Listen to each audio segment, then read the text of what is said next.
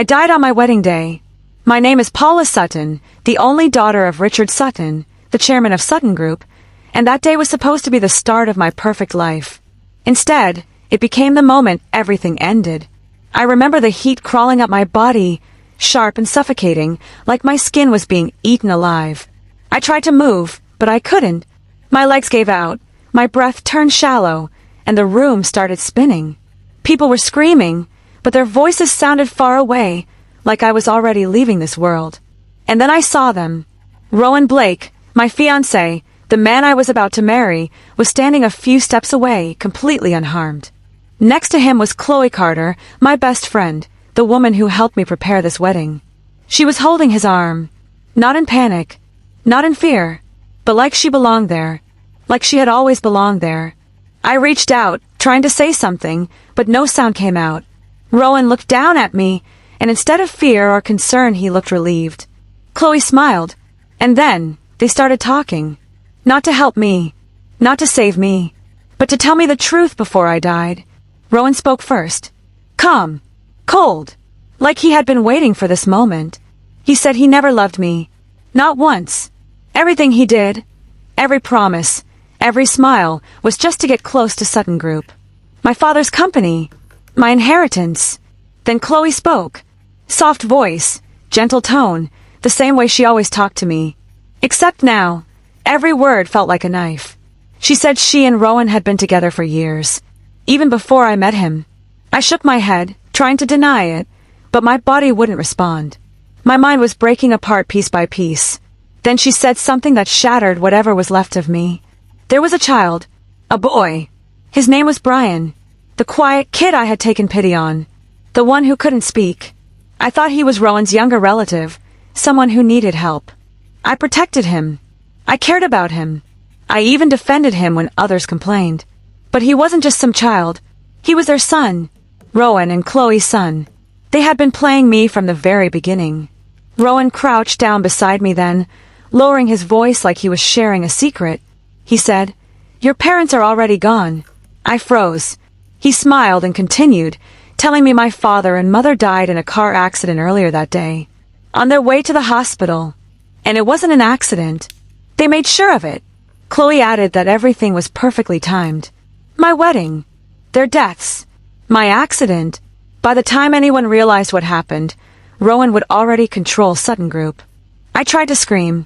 I tried to move, but I couldn't do anything. My body was shutting down. My mind was drowning. The last thing I saw was them standing together, calm, victorious, like they had already won. And then everything went dark.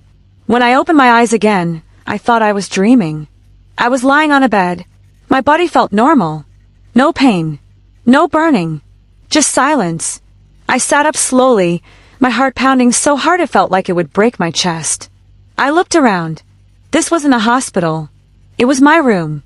My bedroom from before the wedding. I rushed to the mirror. My face. My body. No injuries. No burns. Nothing. I grabbed my phone with shaking hands. The date. It was the day before my wedding. I dropped the phone. My knees almost gave out again, but this time I caught myself. I wasn't dead. I had come back. Back to the moment before everything began. The memories hit me all at once. The fire. The betrayal. My parents' deaths. Brian. Everything. I pressed my hand against my chest, trying to steady my breathing. This wasn't a dream. I remembered too clearly, too painfully. There was no way I could forget the feeling of dying like that. That meant one thing. I had been given another chance, a second life, and this time I knew exactly how I died. I stood there for a long time, staring at my reflection. In my last life, I was naive. I trusted the wrong people. I loved the wrong man, and I paid for it with everything. But not this time. This time, I would remember every detail, every trap, every lie, because those were the things that killed me. I didn't cry. I didn't break down. I just calmed down. Slowly, carefully. I picked up my phone again and checked the schedule. Everything was the same. The wedding was still tomorrow. Chloe would come later to check on preparations. Rowan would act like the perfect fiancé. And if I followed the same path, I would die again. I clenched my fist. No. Not this time. I got dressed and left the room. I needed to confirm something. Something that had been buried in my memory until now. A fragment. A face. Someone I didn't fully understand in my last life. I arrived at the hotel where the wedding would take place. Staff were already preparing everything. Decorations. Lights. Flowers. Everything looked perfect. Just like before. Just like the day I died. I walked through the lobby, my steps steady, my expression calm. But inside I was watching everything. Remembering everything. And then I saw him. Alexander Holt. He was standing near the entrance, talking to one of the managers. Tall. Composed. Sharp eyes that seemed to miss nothing. Alexander Holt, the CEO of Holt Group, one of the most powerful men in the city. In my last life, he was just a distant figure. Someone I barely interacted with. But now, seeing him again, something clicked. A memory. A hospital room. Years ago. I was weak. Pale. My father was worried. Doctors said I needed blood. Someone had donated. I never saw their face. Rowan told me it was him. I believed him. I was grateful. I loved him more because of that. But now that memory felt wrong. I stared at Alexander, and for a brief moment, he looked at me too. Our eyes met, and something in his expression changed. Not surprise. Not confusion. Recognition. Like he knew me. Like he had been looking for me. I took a step closer without realizing it. My heart was beating faster again, but this time, not from fear. From realization. I remembered something else. A small detail I had ignored before. The blood type. The timing. The hospital. Rowan shouldn't have been there. But someone was. Someone who never claimed credit. Someone who disappeared after saving me. My breath caught. It wasn't Rowan. It was him. Alexander Holt was the one who saved my life. Rowan lied. He stole that moment. That connection. And I built my feelings on that lie. I almost laughed. Not because it was funny, but because it was so ridiculous. So cruel. I had loved the wrong man because of a lie. Alexander walked toward me then, stopping at a respectful distance. "Miss Sutton," he said calmly, his voice low and steady. "Are you all right?" He knew who I was. Of course he did. But the way he looked at me, it wasn't like how others looked at me. There was no calculation. No greed. Just quiet concern. I nodded slightly. "I'm fine." My voice was steady. Stronger than I expected. He studied me for a second longer, then said, "If you need anything, let me know." Simple. Direct. No hidden meaning. But I understood something in that moment. In my last life, I didn't see him. I didn't notice him. I didn't even question the lie I was fed. But this time, everything was different. I watched him walk away, my mind clearer than it had ever been. I had died once. I had seen the ending. And now, I was standing at the beginning again. This time, I wouldn't trust blindly. I wouldn't love blindly. And I definitely wouldn't die the same way. Rowan and Chloe thought they were in control. They thought I was still the same Paula Sutton, the naive bride who would walk into their trap. But they were wrong. Because this time, I already knew how the story ended. I didn't expose them right away. That was the first decision I made after realizing I had come back.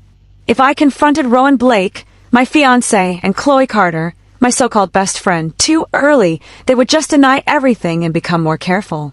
In my last life, I was emotional, reactive, easy to manipulate. This time I stayed calm. I smiled. I played my role perfectly. That afternoon, Chloe arrived at my place like she always did before the wedding. She walked in with that familiar, gentle expression, carrying a bag full of last-minute essentials for the bridal preparations. If I hadn't died once already, I would have felt grateful. Now, I just watched her carefully. Chloe Carter, the woman who stood beside me for years, who knew all my weaknesses, who knew exactly how to control the narrative. She greeted me warmly, hugging me like nothing was wrong. "Paula, you look tired. You should rest more. Tomorrow is your big day," she said softly. Same tone, same kindness, the same lie. I smiled back. "I'm fine. Thank you for helping me so much, Chloe." I said her name slowly, deliberately. She didn't notice anything unusual. Of course she didn't. In her mind, I was still the same person. Easy to fool. Easy to sacrifice. We talked for a while, mostly about the wedding arrangements. I let her lead the conversation. She casually mentioned that she had checked the newly prepared bridal room at the hotel earlier, and that everything was perfect. That was the first signal. In my last life, that perfect room would soon be destroyed, and she would blame it on Brian. Brian Blake, the quiet child who couldn't speak. The boy I thought was Rowan's younger relative. In reality, he was the son of Rowan and Chloe, the living proof of their betrayal. I didn't react. I just nodded, pretending I didn't remember anything. Chloe stayed for another hour before leaving, saying she needed to finalize a few more things at the hotel. The moment the door closed, my expression changed completely. I picked up my phone and left immediately. When I arrived at the hotel, I didn't go through the main entrance. I used a side access I knew the staff rarely monitored. I had been here too many times in my last life. I knew the layout better than anyone. I moved quickly toward the bridal suite. The door wasn't locked. That alone told me everything I needed to know. I pushed it open slowly. The room looked perfect at first glance. Decorations in place. Makeup kits neatly arranged. Wedding dress hanging in the center. But I didn't focus on that. I looked at the floor. Scattered cosmetics. Broken containers. Spilled powders. Exactly the same as before. The mess that would soon be blamed on Brian. And right there, near the dressing table, I saw him. Brian. He was crouched down, trying to pick things up with trembling hands. His movements were slow, careful, like he was afraid of making things worse. He didn't notice me at first. He was too focused on cleaning. That's how it always was. Quiet. Invisible. Always trying not to cause trouble. I stepped inside and closed the door behind me. The sound made him freeze. He turned his head slowly, his eyes widening the moment he saw me. Panic. Fear. He immediately shook his head, as if trying to deny something before I even spoke. In my last life, this was the moment I lost control. I believed Chloe. I thought Brian had destroyed everything. I dragged him away. I scolded him. I hurt him. And that was exactly what Rowan used to pressure me into handing over power in the company. I took a deep breath. I remembered everything. The pain. The regret. Then I walked toward Brian. Slowly. Calmly. He stepped back instinctively, clearly expecting the same reaction. His body was shaking. I stopped in front of him. Then I crouched down, so we were at eye level. It wasn't you, right? I said quietly. He froze. Completely. His eyes filled with confusion. Then disbelief. Then something else, something fragile. He nodded. Slowly. Carefully. Like he didn't dare to believe I would trust him. I exhaled softly. It's okay, I said. I know. That was it. Just 3 words. But they changed everything. Brian's shoulders dropped slightly, like a weight had been lifted off him. He didn't speak. He couldn't. But his eyes said enough. Relief. Gratitude. Shock. I reached out and gently pulled him behind me. Stay here, I whispered. Right on cue, the door swung open. Chloe walked in. Her eyes immediately scanned the room, landing on the mess. Then she looked at Brian. Her expression changed instantly, shock, then anger. Perfectly timed. Perfectly acted. Brian, what did you do? She snapped, rushing forward. These are all high-end products. Do you know how expensive they are? She turned to me, her voice softening. Paula, I'm so sorry. I don't know why he did this. He must have been playing around. Same script. Exactly the same. I watched her calmly. Then I stepped forward and slapped her. The sound echoed through the room. Chloe froze, her head snapping to the side. She stared at me in complete shock. She wasn't expecting that. Not in any version of her plan. Paula, what are you doing? She said, her voice trembling. Not with fear, but with confusion. I tilted my head slightly, looking at her like I was trying to understand something. Did you see him do it? I asked. She blinked. Well, no, but he was the only one here. I cut her off. So you didn't see it? Silence. I stepped closer, my voice still calm, but sharper now. Then why are you so sure it was him? Chloe's expression flickered. Just for a second. But I saw it. Before she could respond, I turned slightly and placed a hand on Brian's shoulder. I believe him, I said. He didn't do this. Brian looked up at me, stunned. Chloe's face stiffened. She quickly forced a smile. Of course, if you say so. I just didn't want your wedding to be affected. I smiled back. Then you should take responsibility. Her smile froze. What? You were in charge of the preparations, right? I said lightly. If something goes wrong, it's your responsibility. That's fair. She opened her mouth, but no words came out. I didn't give her time to recover. Oh, and one more thing, I added, glancing at the ruined products. I'll have someone check fingerprints later.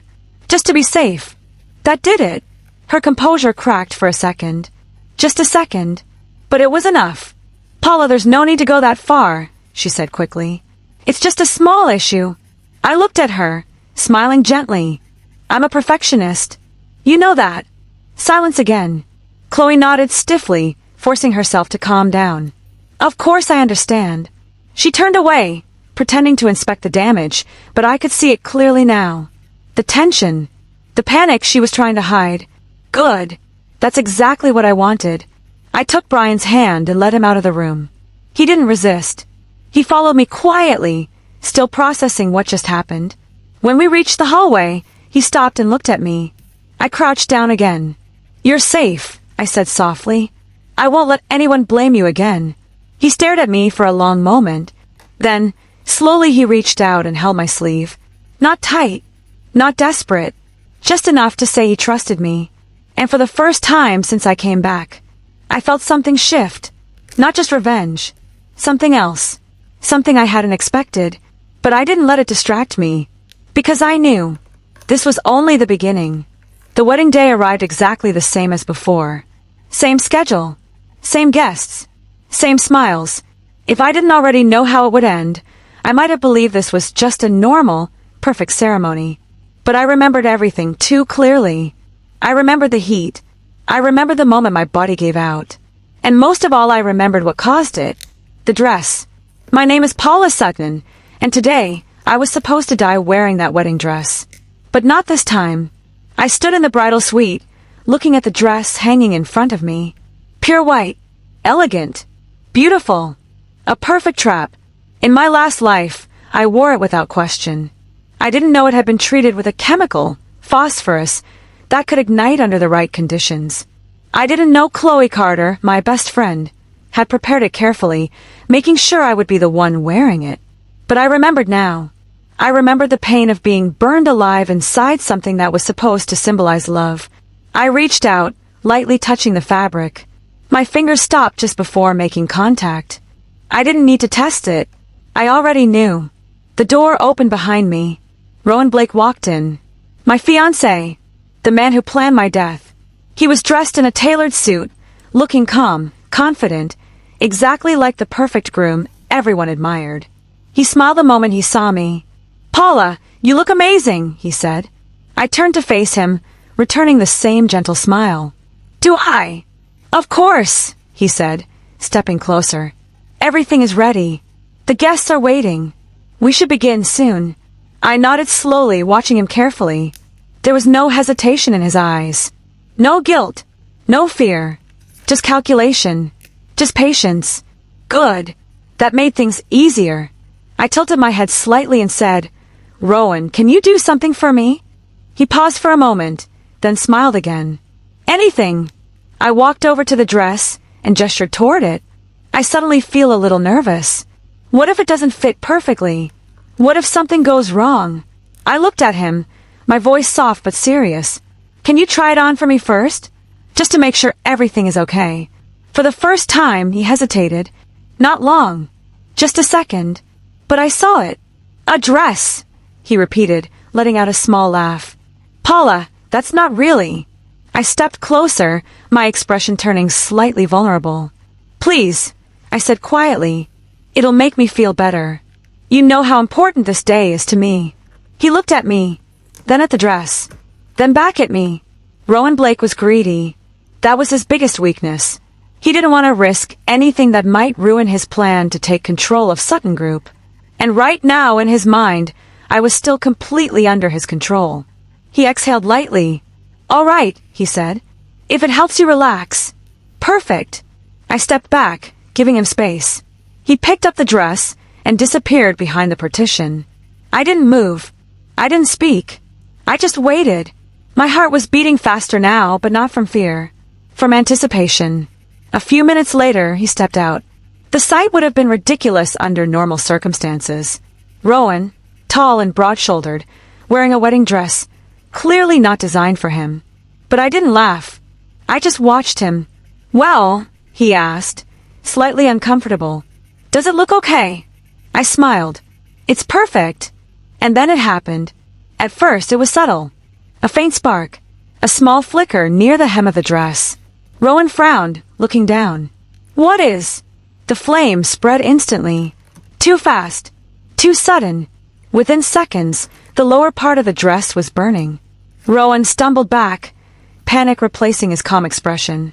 "What the hell?" The fire climbed upward, catching onto the fabric. He tried to pull the dress off, but it was already too late. The material clung to him, feeding the flames. "Help! Someone help me!" he shouted, his voice breaking for the first time. The door burst open. Chloe rushed in, followed by several staff members. She froze the moment she saw him. "Rowan!" The room erupted into chaos. People shouting. Someone grabbing a fire extinguisher. Someone else trying to pull the burning fabric away. And me. I stood there, watching. Calm. This was the scene I had lived before. But this time I wasn't the one dying. The flames were eventually put out, but the damage was done. Rowan collapsed onto the floor, breathing heavily, his face twisted in pain and shock. The sleeves of the dress were charred. Parts of his suit underneath were burned. Not fatal, but enough to destroy the perfect image he had built. Chloe rushed to his side, panic written all over her face. "Rowan, are you okay?" she cried, her voice trembling. He didn't answer her. He just stared at me, confused, angry, suspicious. Good. Let him think. Let him doubt. But he couldn't prove anything, because everything that just happened was exactly what they planned for me. I stepped forward slowly, my expression shifting just enough to show concern, but not too much. "Rowan," I said softly, "are you all right?" He opened his mouth, but no words came out. He was still trying to process what happened. Before he could speak, another voice cut through the noise. "Move!" Firm. Controlled. Calm. Everyone turned. Alexander Holt stepped into the room. The CEO of Holt Group. The man who had quietly been observing everything from a distance. He walked straight past the others, kneeling down beside Rowan. His movements were efficient, precise. He checked the burns quickly, his expression unreadable. "He'll live," Alexander said calmly. "But he needs treatment immediately." Staff rushed to follow his instructions. Then, for a brief moment, his eyes lifted and met mine. There was no confusion in his gaze, no surprise, just understanding. Like he knew. This wasn't an accident. I looked back at him, and for a second, I felt something shift inside me. Not fear, not guilt, but something steadier, safer. Alexander stood up and walked toward me. He stopped close enough that only I could hear him. "You're not surprised," he said quietly. I didn't answer. He studied me for a second, then said something that made my chest tighten. "Good," he added softly, "because you shouldn't be." Then, before I could respond, he turned and walked away, giving orders to the staff again. I stood there watching him.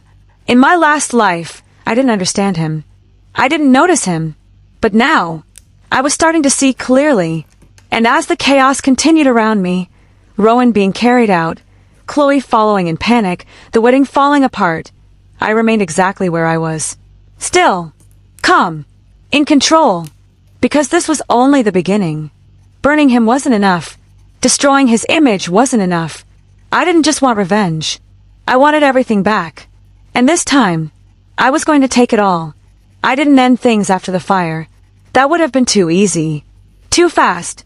Rowan Blake was still alive, still thinking he could recover, still believing he could control the situation. And Chloe Carter was still right beside him, pretending to be the victim, pretending everything was just an accident. In my last life, I died before I could fight back. This time I stayed. I watched. And I waited. My name is Paula Sutton, and I was done reacting. I was going to control everything. Rowan was discharged from the hospital a few days later. His burns weren't fatal, just enough to damage his image and slow him down. That was perfect. He needed to stay visible. He needed to keep thinking he still had a chance. I visited him every day. I brought food. I checked his wounds. I stayed by his side like the perfect fiancé everyone expected me to be. Nurses praised me. People whispered about how devoted I was. Rowan watched me carefully, trying to figure me out, but he didn't push. Not yet. Paula, about that day, he finally said one afternoon, his voice lower than usual. Do you think it was an accident? I looked at him, calm, almost confused. What else could it be? I asked softly. You were the one wearing the dress. He didn't answer. He just kept staring at me, like he was trying to read something beneath the surface. But I gave him nothing. No anger. No suspicion. Just concern. Just patience. That made him more uneasy than any accusation ever could. Chloe, on the other hand, was different. She became more cautious after that day. I could see it in the way she spoke, in the way she watched me when she thought I wasn't paying attention. She didn't trust me anymore. Not completely, but she also couldn't confront me without exposing herself. So she stayed quiet. For now. That was exactly what I wanted. A week later, I set the final stage. I announced a private celebration, an intimate dinner to make up for the ruined wedding. I invited key people from the business circle, a few media representatives under the excuse of documenting Sutton Group's upcoming transition, and of course Rowan and Chloe. Everything was arranged perfectly. Cameras hidden in plain sight. A live feed prepared in advance. All I needed was for them to walk into the trap. The night of the event, I arrived early. I wore a simple dress. Nothing flashy. Nothing dramatic. I didn't need attention. I just needed control.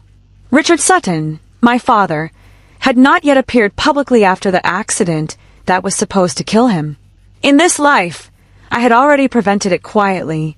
He was safe, and he trusted me enough to let me handle things my way. That alone changed everything. Guests started arriving one by one. Conversations filled the room. Smiles, handshakes, polite laughter. Everything looked normal. That was the key. It had to feel real. It had to feel unscripted. Rowan arrived on time, dressed carefully to hide the remaining marks of his injuries. He still carried himself like a man who believed he deserved everything. Chloe walked beside him, elegant, composed, playing her role perfectly. If I didn't know the truth, I might have admired her acting. They approached me together. Rowan smiled. Paula, you look beautiful tonight. Chloe added softly, I'm glad you're feeling better after everything. I smiled back. Of course. We all deserve a fresh start, don't we? For a brief moment, their expressions tightened. Just a flicker. But I saw it. Good. The dinner began. Conversations flowed naturally. Drinks were served. I moved between guests, greeting them, maintaining the image of a composed and capable heiress. At the same time, I watched Rowan and Chloe carefully. I knew their habits. I knew their patterns. And I knew exactly when they would slip. It didn't take long. At some point, Rowan excused himself, saying he needed to take a call. Chloe followed shortly after, pretending she needed to check something with the staff. Just like before. Just like in my last life. I waited 10 seconds. Then I gave a small signal. The system activated. The live feed started. Not on a big screen. Not yet. It was being recorded first. I walked calmly toward the hallway leading to the private rooms. My steps were steady.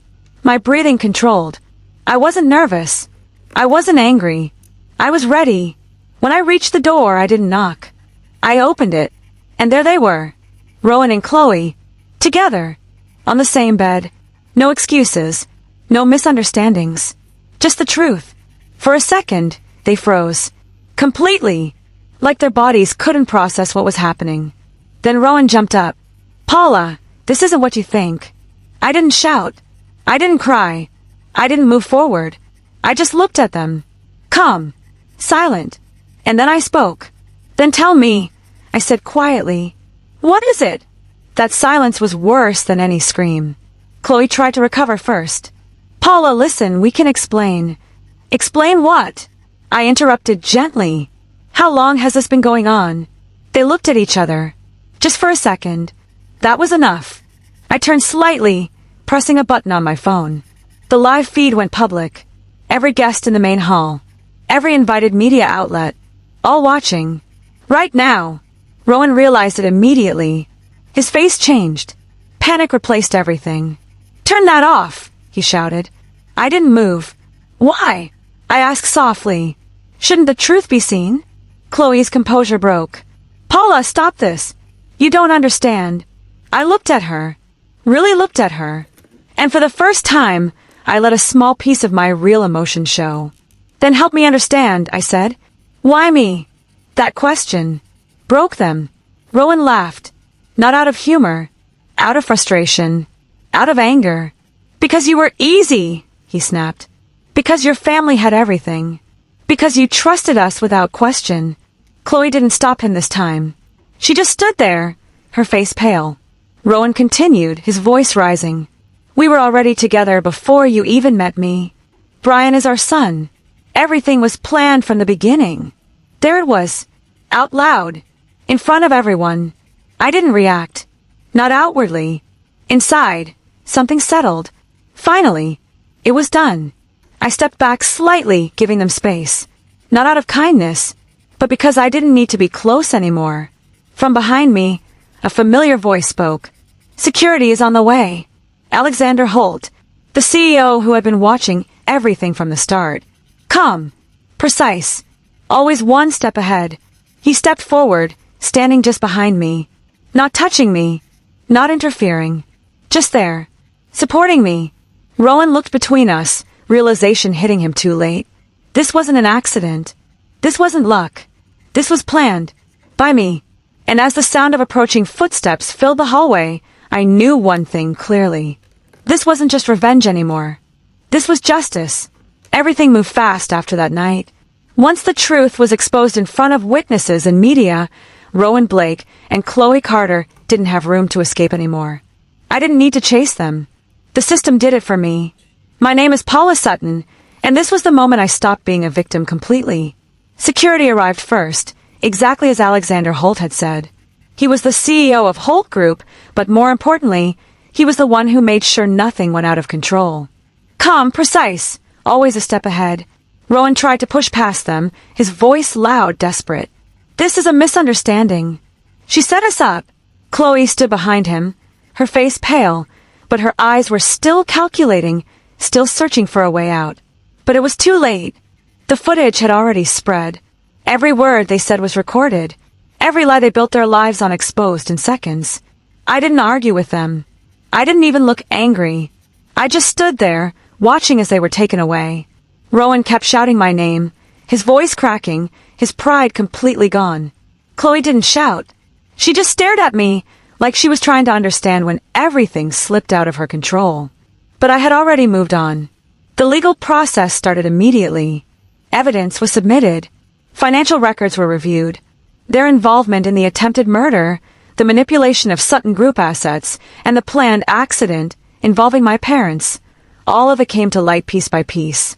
This time, my father didn't die. Richard Sutton, the man they tried to eliminate, was alive. And once he stepped forward publicly, everything collapsed even faster. Rowan was arrested. Chloe followed shortly after. Their influence, their connections, everything they relied on disappeared. In just a few days, they went from people who thought they controlled everything to people who had nothing. I saw Rowan one last time before the final judgment. Not because I wanted to, but because he asked for it. He looked completely different. No confidence.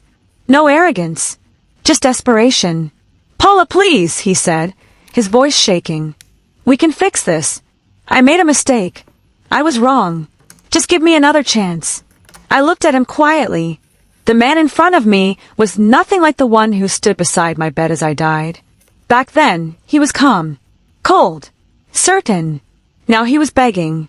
Another chance. I repeated softly. He nodded quickly. Yes, I'll do anything. I'll leave everything. I just need you to help me. I almost smiled. Not because it was funny, but because it was exactly what I expected. You already had won, I said calmly.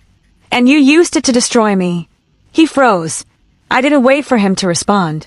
I turned and walked away. That was the last time I saw Rowan Blake as someone who had any connection to my life. Chloe didn't ask to see me. She didn't beg. From what I heard, she tried to negotiate until the very end. Tried to shift blame. Tried to survive. But this time there was no one left to protect her. The court decision came quickly. Their crimes were too clear, too public, too severe. And just like that, it was over. I got everything back. Sutton Group returned to my control under my father's supervision. The damage they caused was repaired step by step. The rumors faded. The scandal turned into a story people talked about then moved on from.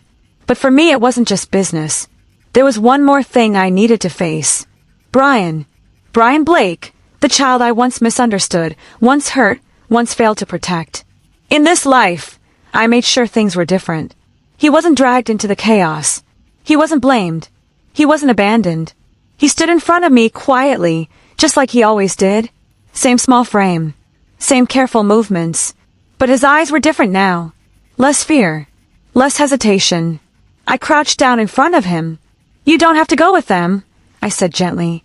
You can stay here. With me. He didn't respond immediately. He just looked at me. Then slowly, he reached out and held my hand. Not tightly. Not desperately. Just firmly enough to show his choice. That was his answer. I nodded once. All right, I said softly. From now on you're not alone. That moment didn't change the world. It didn't fix everything instantly. But it mattered. Because for the first time, I wasn't just taking revenge. I was building something new. Time passed. Things settled. And one day, I stood in my office, looking at the city below. Everything I lost I had taken back. Everything that broke me no longer had power over me. Footsteps approached from behind. Calm.